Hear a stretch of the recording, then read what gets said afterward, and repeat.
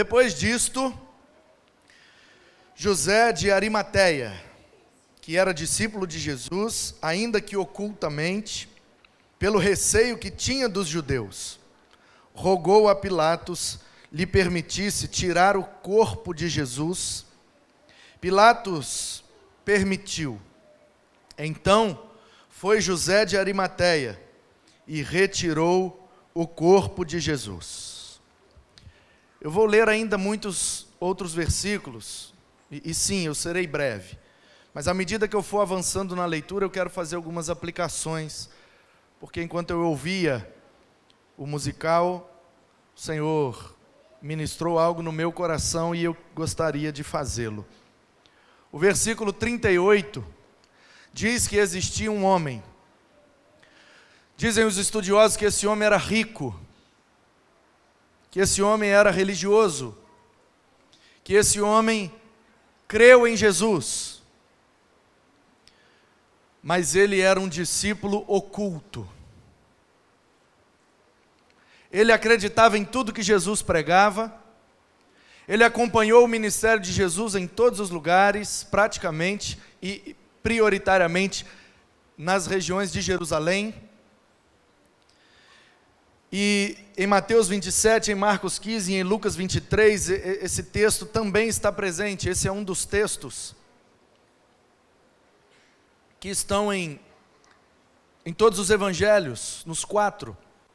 Nem todas as passagens dos evangelhos estão nos 4. Algumas estão nos 4.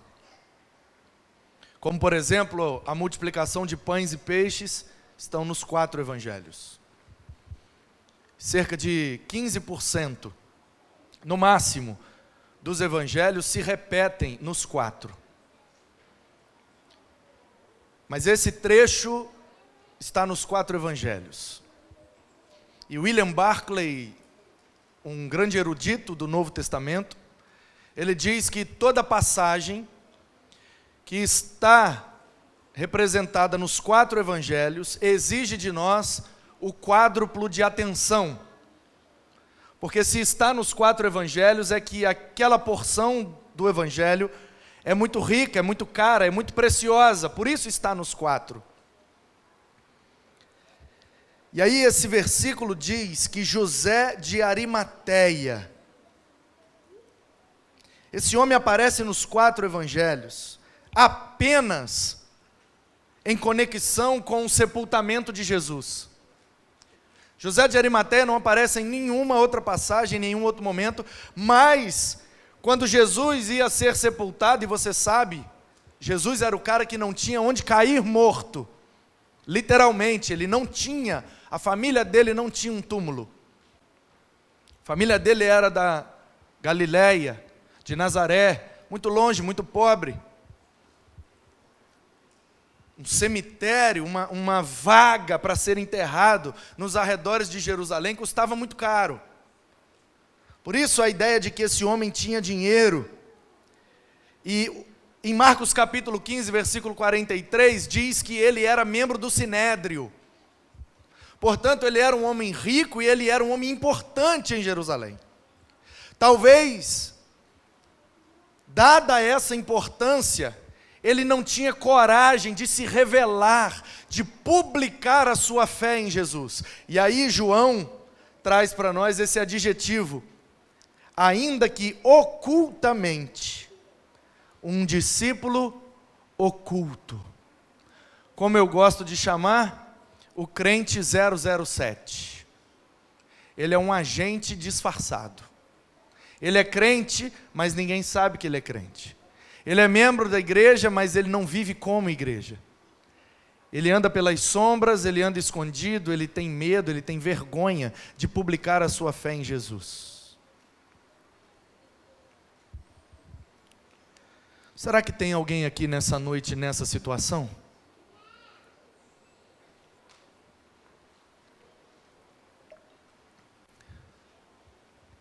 Você não precisa ser rico como José de Arimateia.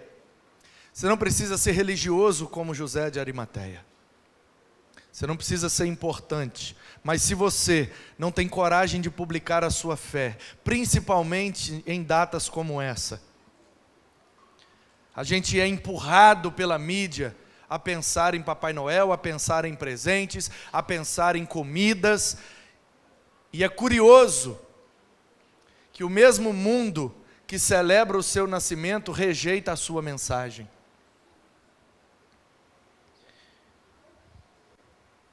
Raramente Deus fala comigo de forma muito clara. Mas quando Ele fala, eu tenho muito medo de não obedecer.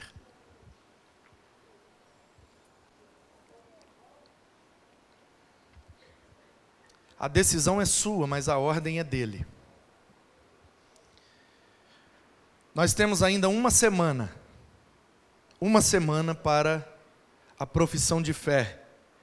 Os candidatos virão aqui e dirão com a sua própria boca que creram no seu coração que Jesus é o Filho de Deus, que morreu para salvá-los e perdoá-los. Mediante a pública profissão de fé deles e autorização da igreja, na terça-feira, a partir das 21 horas, desceremos juntos às águas do batismo. E eu quero perguntar a você, que talvez chegou aqui hoje, no penúltimo culto dominical do ano. Celebramos a vinda de Jesus. Ouvimos sobre Jesus, acreditamos, cremos, às vezes até seguimos. Somos até um pouco religiosos, frequentamos templos. Mas será que somos discípulos sem vergonha? Porque eu costumo brincar que crente bom é crente sem vergonha. Sem vergonha de viver como cristão. Sem vergonha de professar Cristo. Sem vergonha de, no Natal, não se esquecer do aniversariante. Ah, pastor, mas não foi dia 25 de dezembro. Sim, é bem provável que foi entre o final de setembro e início de outubro, por conta do calendário judaico. Mas eu não estou nem um pouco preocupado, porque da mesma forma que nós não conseguimos provar que foi 25 de dezembro, também não conseguem provar que foi lá em setembro. Então, se não temos provas, precisamos escolher uma data. E nós escolhemos dezembro por causa do 13º, é mais fácil para comprar comida e presente, e vida que segue, amém, aleluia. Você está preocupando com a coisa errada, amigo. Você está coando um mosquito e engolindo um camelo.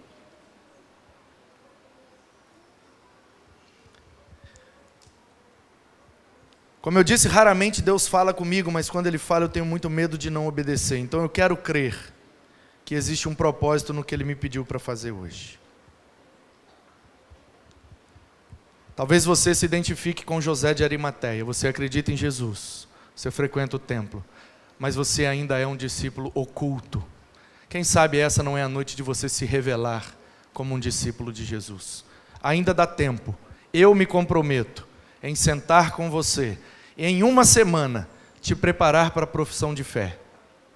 Tem alguém aqui nessa noite que deseja aceitar a Jesus como seu Senhor e Salvador, para em uma semana ser preparado e ser batizado no culto da virada? Se tem alguém, só me mostra a sua mão.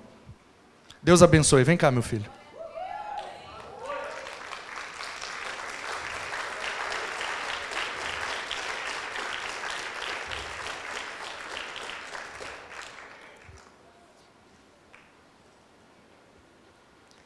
Olha a camisa dele. Jesus na cruz. Mas sempre lá no último banco. Como é que é o seu nome? João. João de Arimateia. Você quer entregar sua vida a Jesus, João? Sim.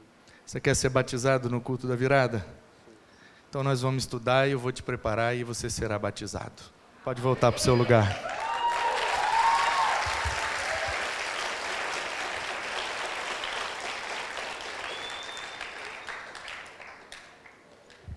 Raramente ele fala, mas quando fala, dá gosto.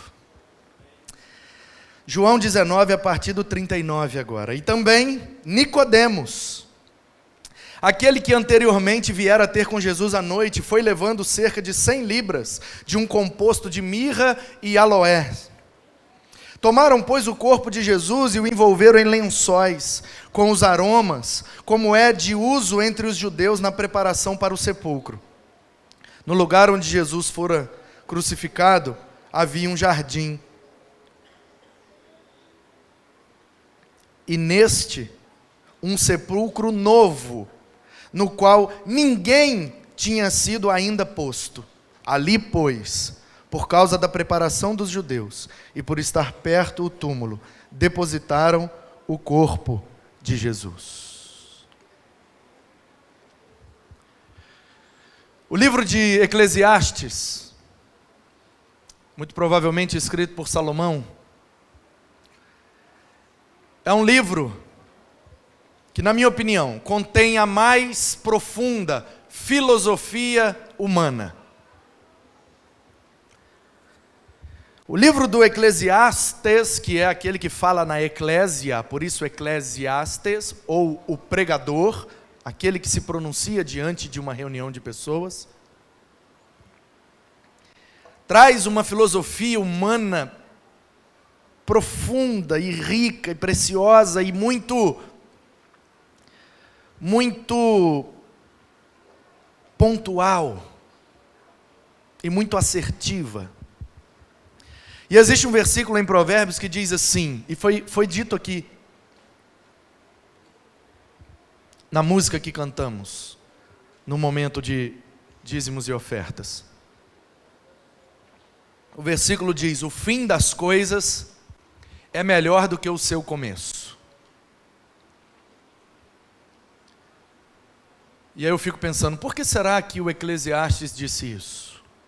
Eu penso que, em primeiro lugar, o fim das coisas é melhor do que o começo, porque no começo estamos cheios de dúvidas do que há de vir, mas no fim estamos cheios de conclusões, porque já chegamos ao fim.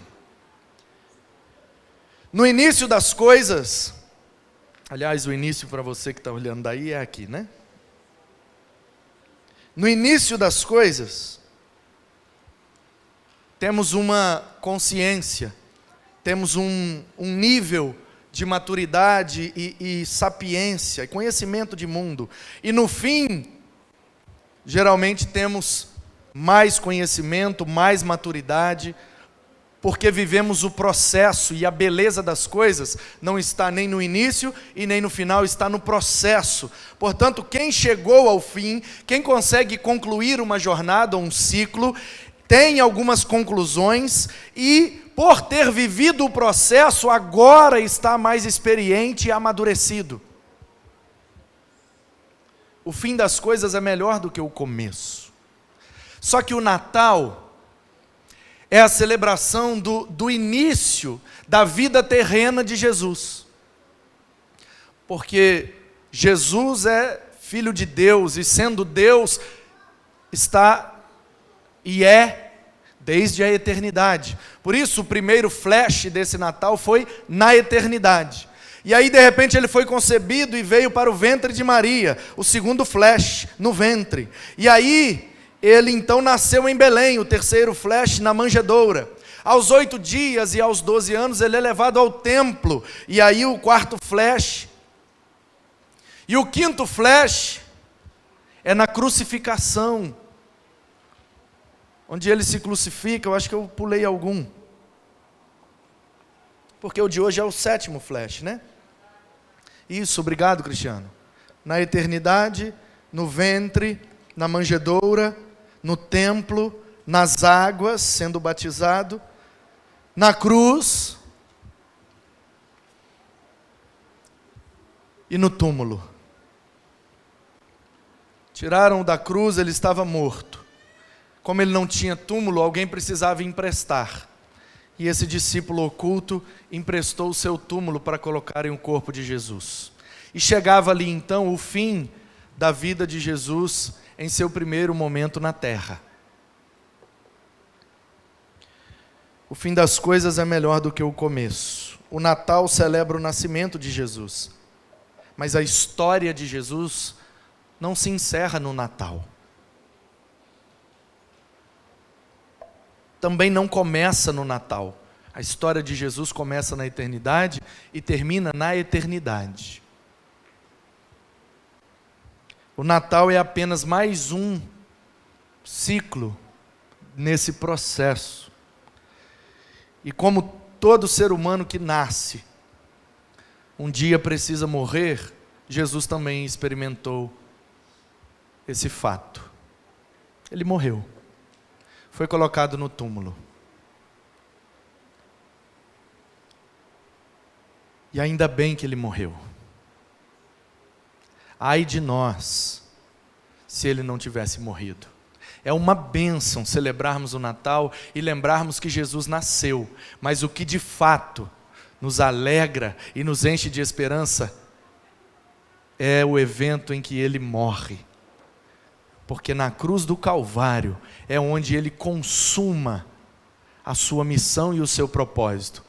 Veio para nos dar vida e vida em abundância. Amei essa frase que os meninos disseram aqui no teatro. A morte morreu de medo ao ver Jesus nascer. A gente não merece nada, mas ele fez por merecer.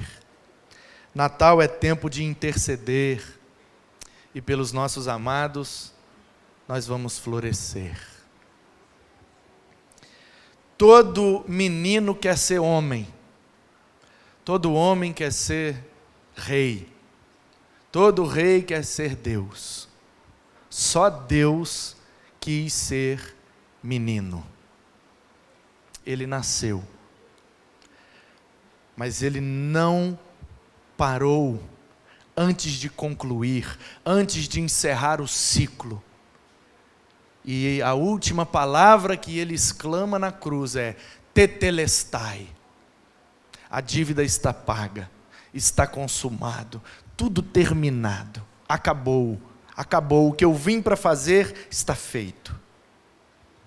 Às vezes nós começamos algumas coisas e começamos muito bem.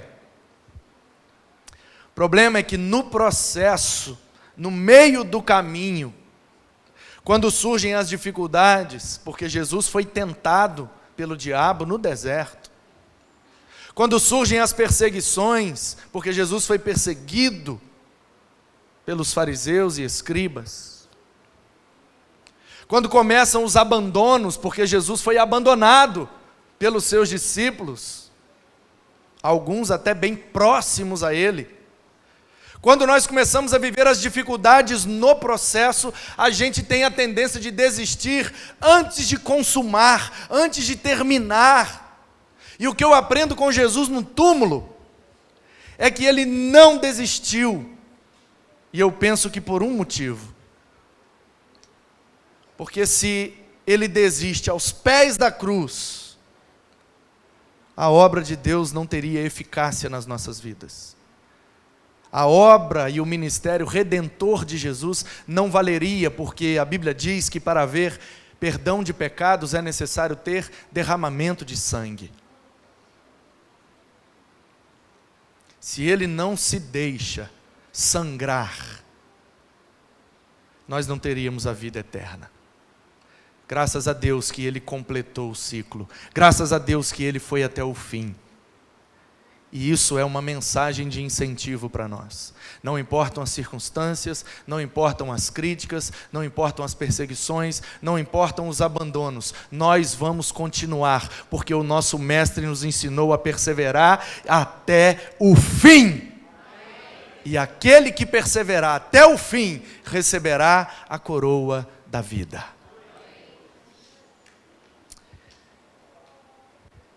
E existe um ditado popular que diz que existe jeito para tudo, só não tem jeito para a morte.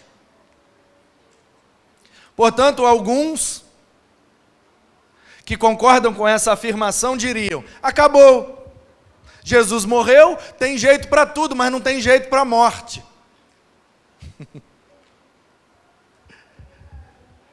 A morte morreu de medo ao ver Jesus nascer.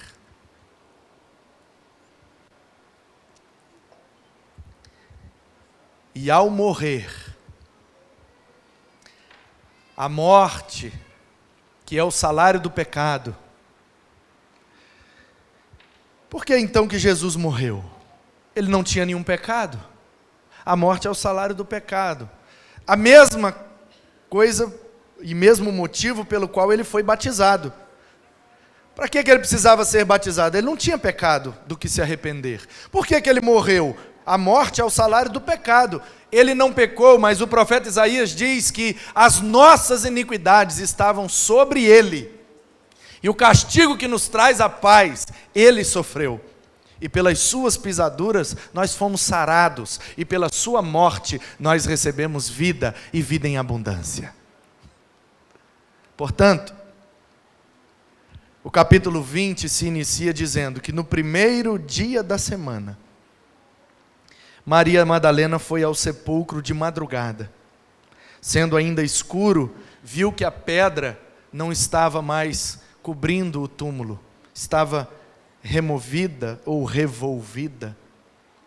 Então correu e foi ter com Simão Pedro e com outro discípulo a quem Jesus amava. Provavelmente o que escreve esse evangelho, ele não quer citar o seu nome, então ele diz, a quem Jesus amava. Por várias vezes ele faz isso, o João. E disse-lhes, tiraram do sepulcro o Senhor, e não sabemos onde o puseram. Saiu, pois, Pedro e o outro discípulo e foram ao sepulcro. Ambos corriam juntos, mas o outro discípulo correu mais depressa do que Pedro e chegou primeiro ao sepulcro e, abaixando-se, viu os lençóis de linho. Todavia não entrou. Então Pedro, seguindo-o, chegou e entrou no sepulcro. Ele também viu os lençóis e o lenço que estivera sobre a cabeça de Jesus e que não estava com os lençóis, mas deixado num lugar à parte. Então entrou também o outro discípulo que chegara primeiro ao sepulcro e viu e creu, pois ainda não tinham compreendido a escritura que era necessário ressuscitar ele dentre os mortos. E voltaram os discípulos outra vez para casa, ainda pensando que alguém tinha roubado o corpo dele, que os seus inimigos tinham vituperado, agido de forma ignomínia, mexendo. A gente tem um respeito por um corpo, um defunto, uma pessoa morta, e é até crime, né, violar e roubar um corpo ou mexer num corpo. E eles pensaram que os inimigos, talvez o Império Romano ou os judeus, que eram perseguidores de Jesus, talvez tivessem pegado o corpo de Jesus para fazer mais blasfêmias, e Maria, entretanto, permanecia junto à entrada do túmulo chorando.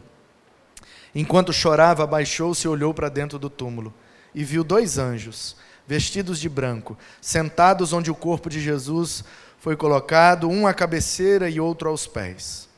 Então eles lhe perguntaram, mulher, por que choras? Ela lhes respondeu, porque levaram o meu Senhor, e não sei onde o puseram. Tendo dito isso, voltou-se para trás, e viu Jesus em pé, e reconheceu que era ele, e perguntou, Jesus, mulher, por que choras? A quem procuras? Ela, supondo ser o jardineiro, respondeu, Senhor, se tu o tiraste, dize-me onde o puseste, e eu levarei, disse Jesus, Maria. E ela, voltando-se, lhe disse em hebraico, Rabone, que significa mestre.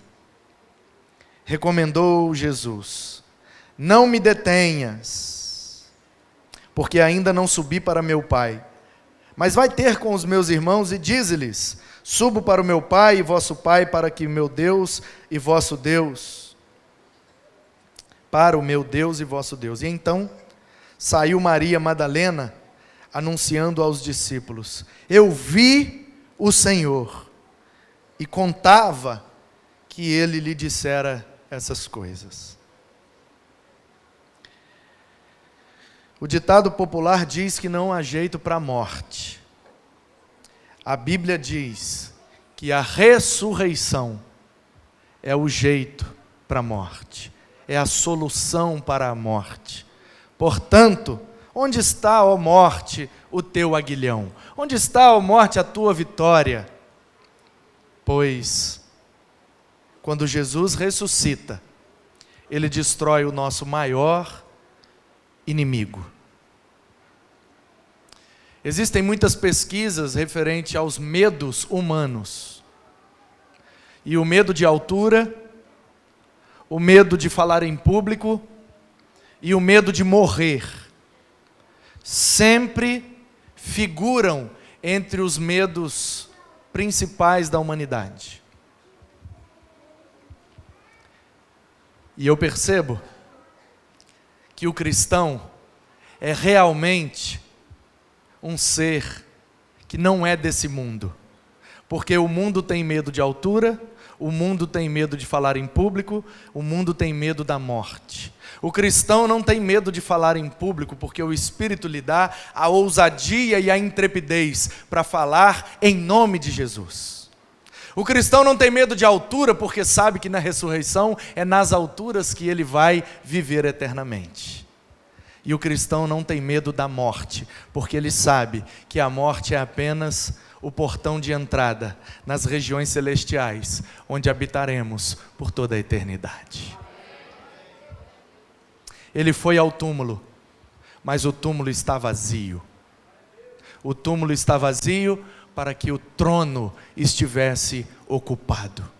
Ele nasceu, Ele morreu, mas Ele ressuscitou para nos dar a vida eterna. Feliz Natal, celebre Jesus.